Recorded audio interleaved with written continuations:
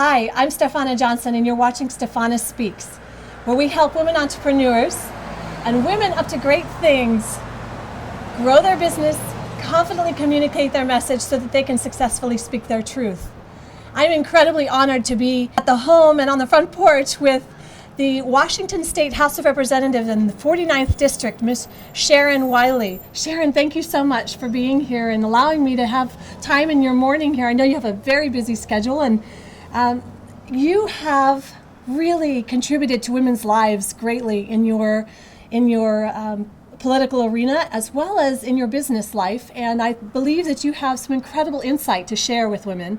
So I'd like to ask you, why do you think there aren't more women in politics? I think it varies with the woman, but I believe that women get into politics to do specific things. I think men see politics as a state of being, or, you know, I want to be an elected official. All of the important women I know in politics got involved to accomplish a particular task. Former Oregon Governor Barbara Roberts got involved because she had a disabled child and her kid wasn't getting what that kid needed. I know women that start out on school boards because of wanting to help in the schools, or city councils because they care about public safety or potholes. And then it goes on from there. The other piece, I think, is women don't think of themselves as competitive, and running for office is like a competitive contact sport. And women aren't raised that way, and maybe aren't that much that way by nature.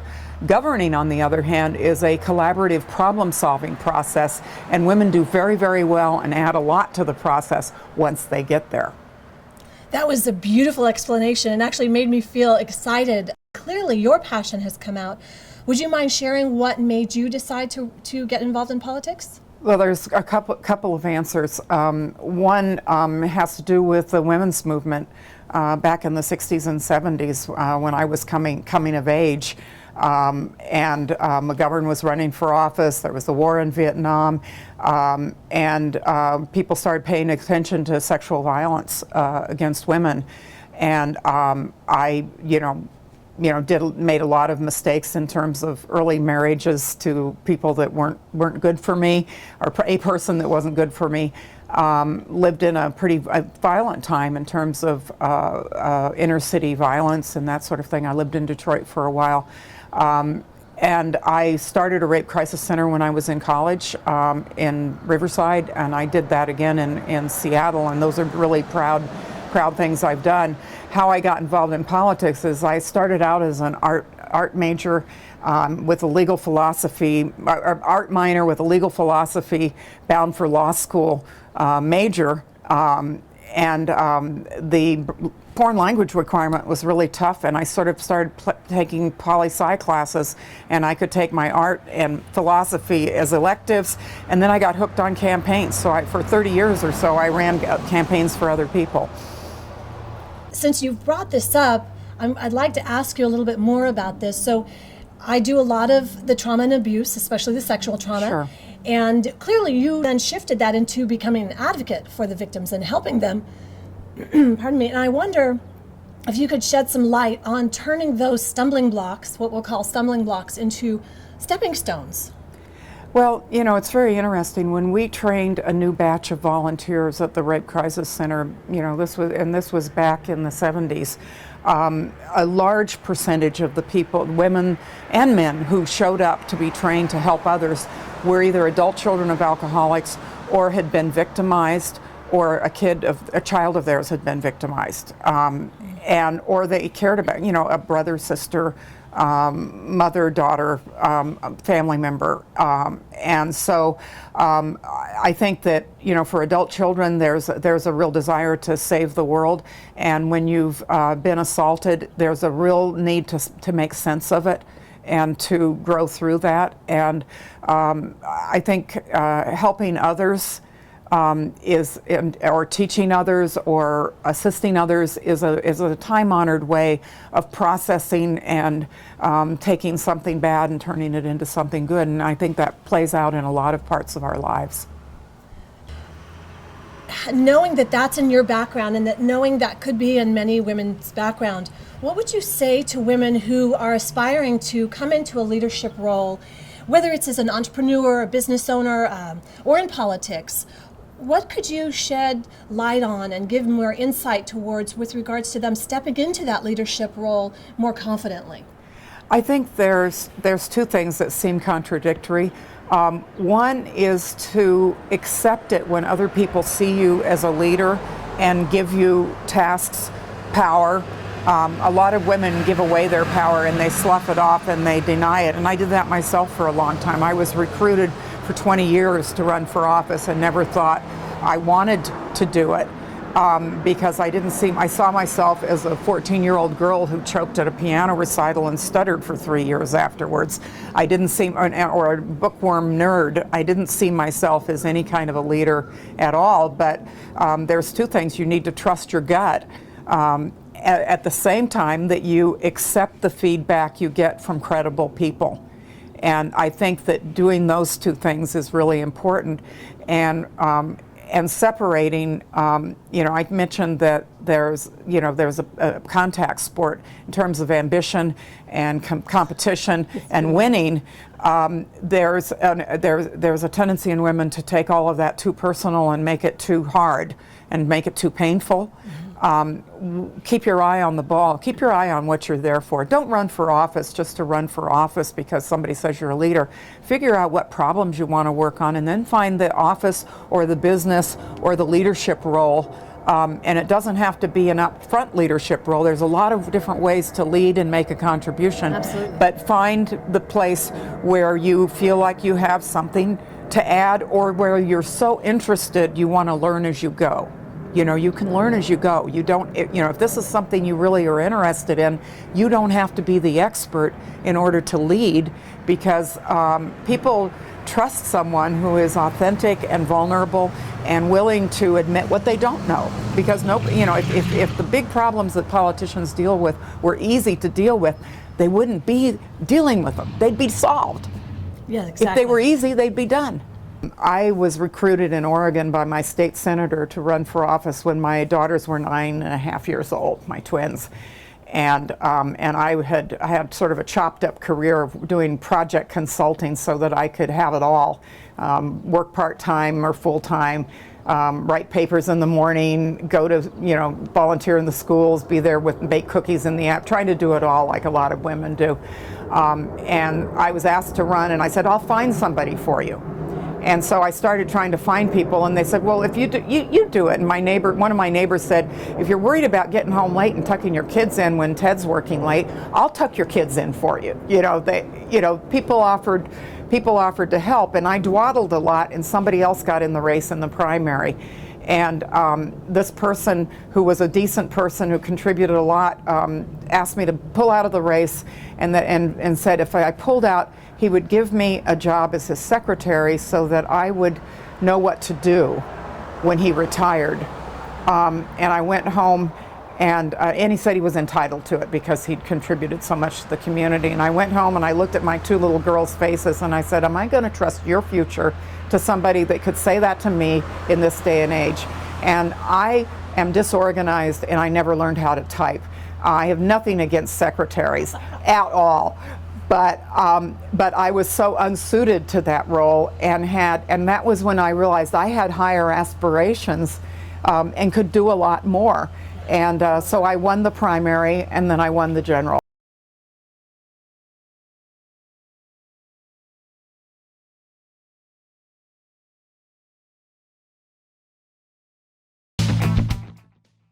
Hi, I'm Stefana Johnson, and you're watching Stefana Speaks, where we help women who are up to great things grow their business, confidently communicate their message so they can successfully speak their truth. I'm honored to be in the home of Maureen Winningham. She's a candidate for the Washington State District of District 18, which happens to be mine, and I'm very excited to be able to interview her about women and women in politics specifically. So I have a couple questions, and we've talked a little bit, and I'd like to share with our audience what it is that the biggest thing I'd like to ask first is, why don't you think there are more women in politics? I think that there have been a lot of studies shown, and when I was in Emerge America, which is a women's political leadership program that trains women to run for office, it showed that women have to be asked at least 3 to 4 times before they're willing to step up and lead. I think women lack confidence, and there's actually a few books out about this. Lean In by Sheryl Sandberg and The Confidence Code show us that women, while qualified, and actually more qualified than men, lack the confidence to step up there and do it. That's really interesting. It leads me to my next question, the confidence factor, because that's what I work with women. And you said that, well, men seem to be, they're not necessarily more qualified or less qualified. I think that we could have, certainly we could bring in a nice little debate here. I would agree that women are more qualified because of certain nurturing aspects, but a few other aspects that a woman has. What would you consider the most important aspects for a woman to have when she steps into, let's say she would like to step into a leadership role, whether it's as an entrepreneur or in a business aspect or in politics, what would you suggest might be the key aspects she would want to work on or develop in skills that you would suggest for a woman? And also building confidence. Let's talk more about that. Well, I think the way to build self-esteem is by doing esteemable acts. And the way for women to step into politics is to just do it, to find women mentors, because Madeleine Albright, our former Secretary of State, is one of my heroes. And she said that there's a special place in hell for women who don't support each other. And I've had some wonderful mentors along the way. But the truth is, I'm scared every single day. Every single day, I am doing something that frightens me, whether it is fundraising and asking people I know or don't know for money, getting up there and making a speech, putting myself out there, being vulnerable. It's all frightening, and that's all good because it means we're growing. Okay, so this is huge. There is no question that I have fear in me, but I'm looking at someone who does not show any fear. You exude confidence and you exude grace and accomplishment. So how do you do it? How do you break through that, what could be stifling fear? Well, you know what? What I have found is that every time I walk through fear, I trust that the next time I walk through it, I will survive. And so the more times that I do walk through fear and I do something that's frightening, I build up my confidence. So the next time I'll just jump in. And sometimes we women tend to overthink things a little bit. And so sometimes it's just a matter of just do it. Okay. Since we are in Portland, that's okay for you to say, just do it. All right, so one more piece on this. When we're getting ready to just do it, what would you say is the first step? Because there is that balance between thinking it through too much, but if you're going into a leadership role, there are things you have to think about. There are components that have to do. So would you suggest, so you mentioned mentoring. It sounds to me like there is also another piece, and that could be the support piece. And I'd like you to talk about, maybe even share, what kind of support you have around you and what you would suggest for women to have. Well, first and foremost, I think that the biggest piece of support is my family. My husband is a very non-traditional husband. He's backed me in everything I've done. He's always there for me to take care and pick up. A great example is yesterday.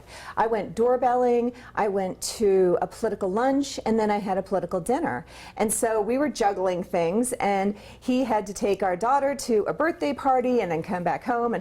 And so we're willing to share those tasks. It takes a truly equal partner. And that's up for us women to insist upon. Would you suggest, I mean, I don't know if you have anything in your past. I do a lot of work for trauma and abuse, especially sexual trauma and domestic violence. And when that comes up, I see women really become, it's not even such a victim, because there's many women who are strong and they can overcome that.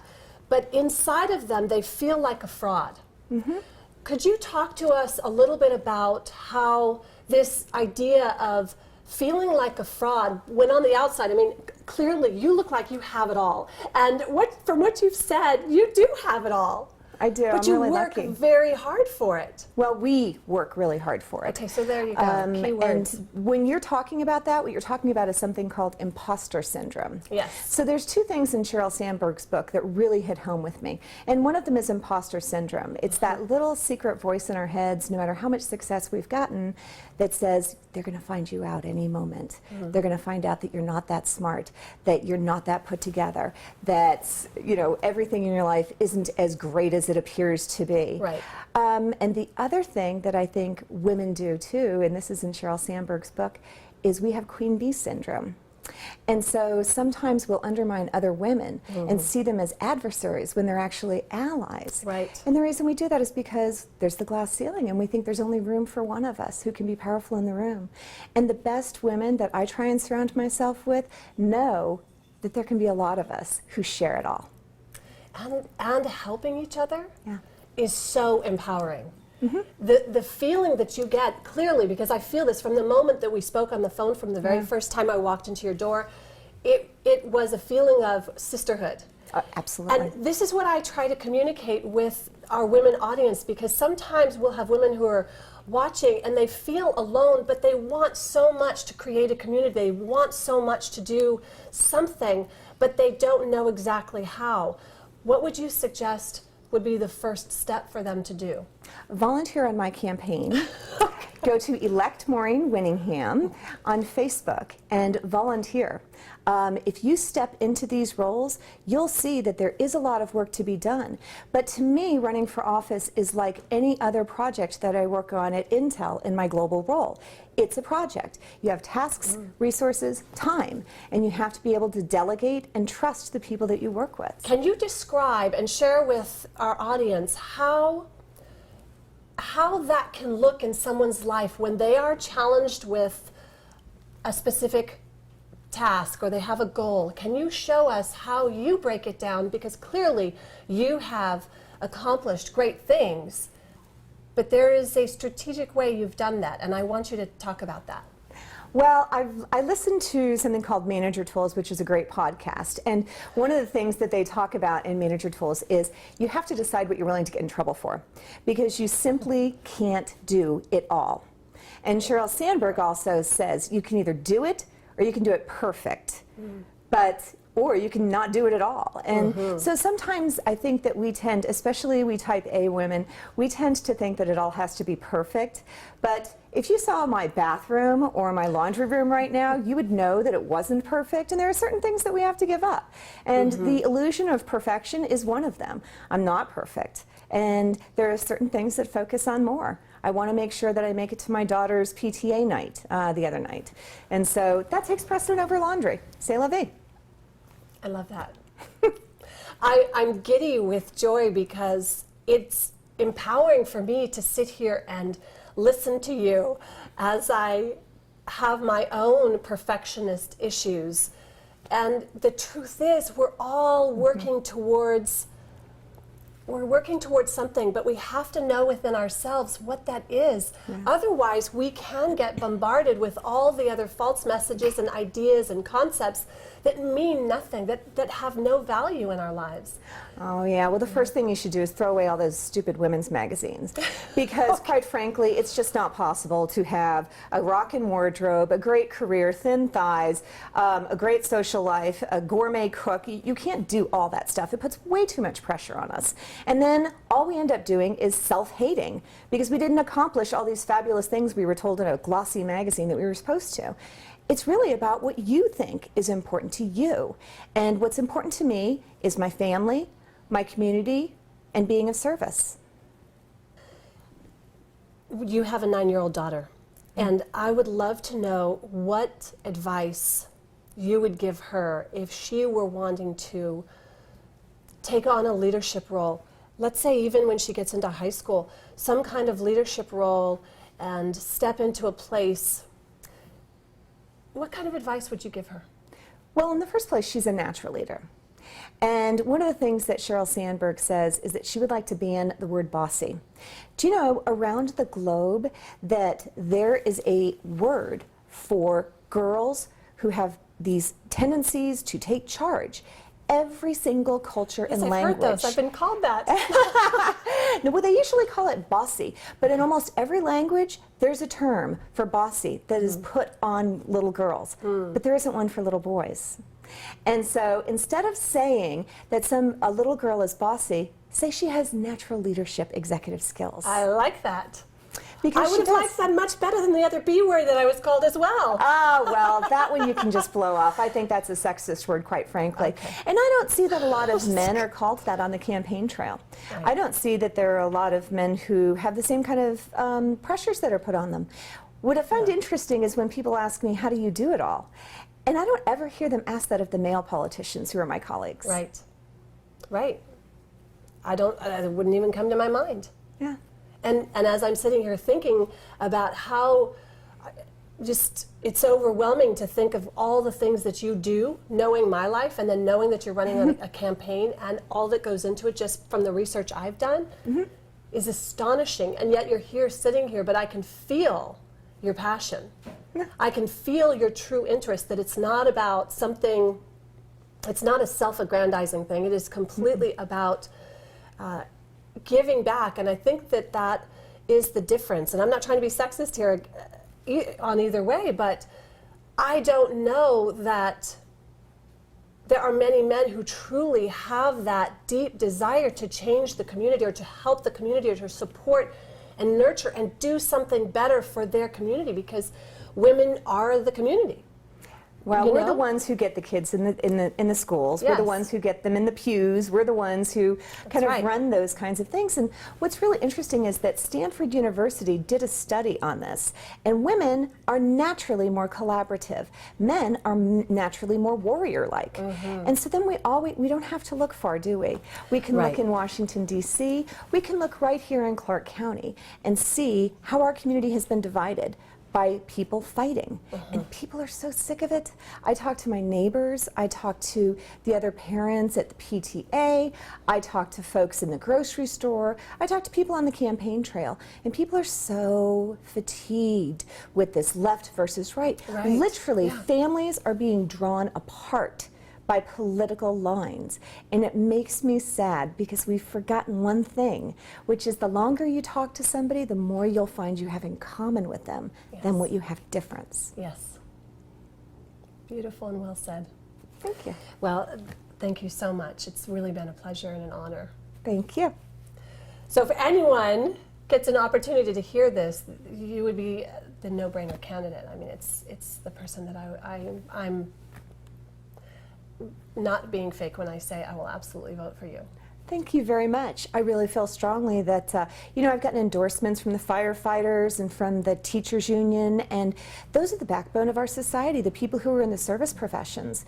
And my opponent hasn't supported them. Not only has she not supported them, she's attacked them. And when you attack education, you're attacking the very fiber of our society and the very hope of our future. So somebody needs to stand up to the bullies, and I'm happy to do so. Okay. Fantastic. Thank you so much. I really appreciate your time. Thank you. Okay.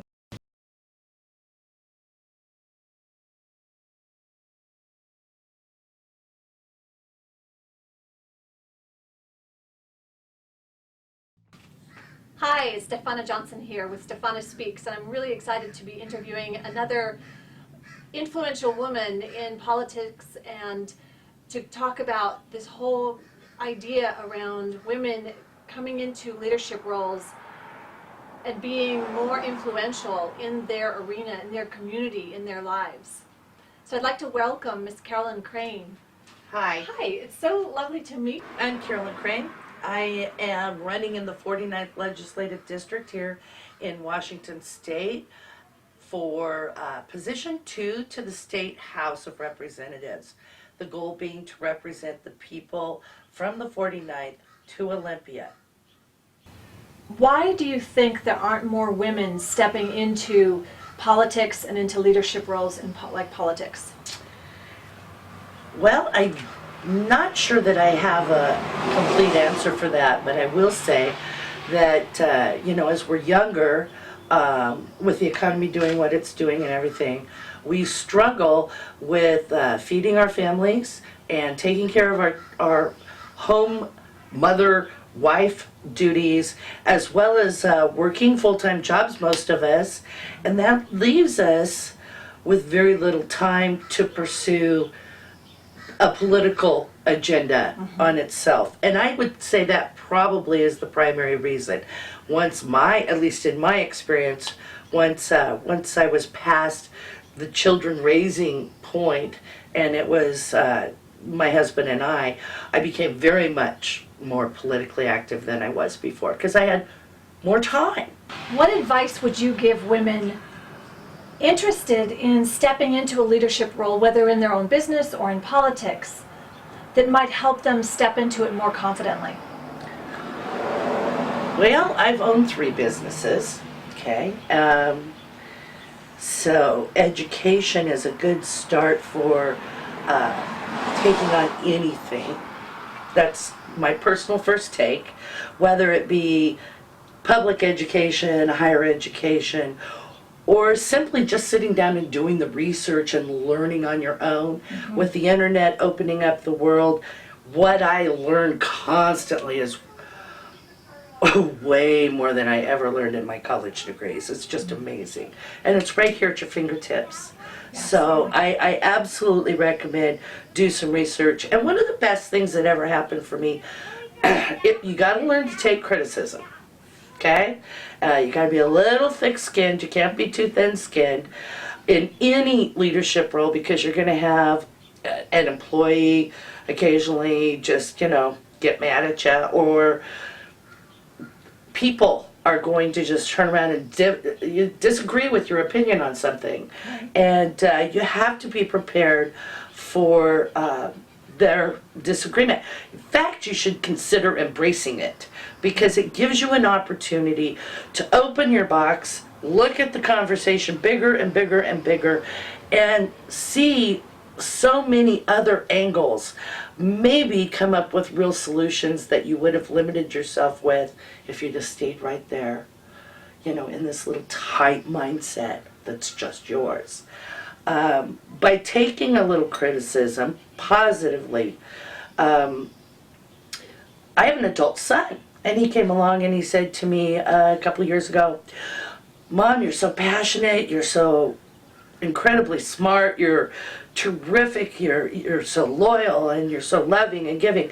You really have to figure out how to get that communicated. That loving and giving part with your passion gets lost." And he said, "I think you should consider seeing a communications coach or something to see if they could give you some assistance with that." And he was right. He may be my son and therefore, a lot of years younger than me, but smart kid. Very astute to make that analysis and communicate it in a way that is actually very helpful. If my son said that to me, I would probably not be taken aback. I would actually stop and think, I've raised a pretty wonderful human being here. And I think I'll listen to what he's saying to me. It's beautiful. So I spent some money and time and went for several rounds of communications coaching so that what I have inside of me here and here has a chance to get out to you. Fantastic. And you, so that you can see who I am, and then we can do a better job of talking together and finding the solutions to the things.